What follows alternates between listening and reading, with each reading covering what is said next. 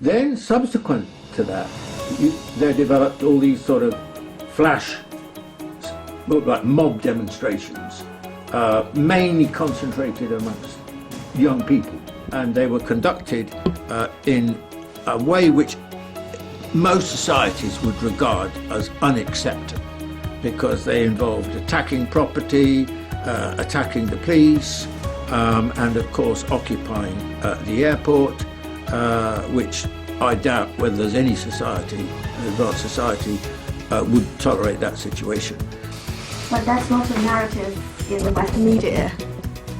No, the Western media have been hypocritical, in a way condoned the violent behaviour of these student groups.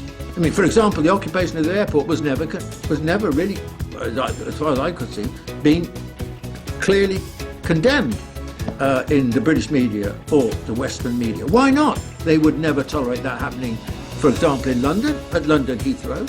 So why is it not acceptable in Britain and acceptable in Hong Kong?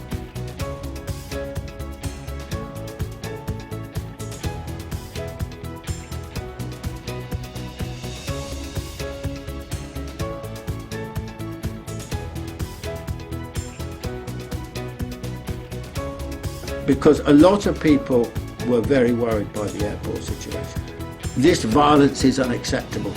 Previously they blamed the police often for the violence. Now they had to face the fact that the demonstrators were absolutely critical agency in the violence.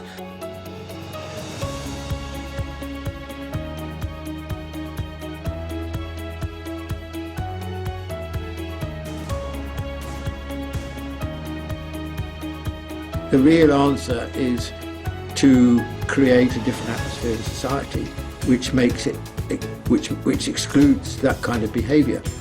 You know, these kids are part of families. They're at universities or whatever they do. They're part of communities, so they're not impervious to the reaction of the wider population. Hong Kong hugely benefited from Deng Xiaoping's reforms and became the kind of front office, if you like, for China's transformation. They thought they'd all done it themselves, but in fact, you know, the previous 20 years have been because of China.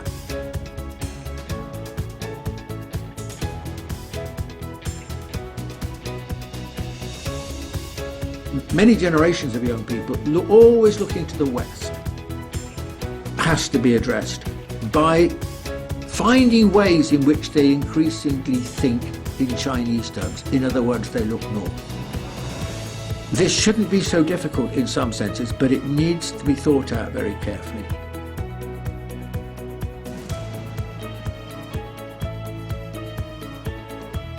I think it's rather sad to see students doing this, because, you know, do they really want to go back to 156 years of British colonialism? I mean, are they celebrating democracy? I'm sorry, the British never introduced any kind of universal suffrage in Hong Kong. Throughout 156 years, they never got vaguely close to it. The only time when they began to talk about it was as the handover came closer and they were thinking about China. Do they really want to celebrate a country which is, you know, 6,000 miles away or whatever it is, which is in such a crisis itself? If you were in Hong Kong, what do you want to address to the protesters, especially the youth? I would say to them, where do you think you're going? You know, what are you seriously arguing? Do you think Hong Kong it can be independent? It's not independent. It's absolutely integrated into the Chinese economy. So you know, what does independence mean for you? You wave the Union Jack and you wave the stars. What are they going to do for you?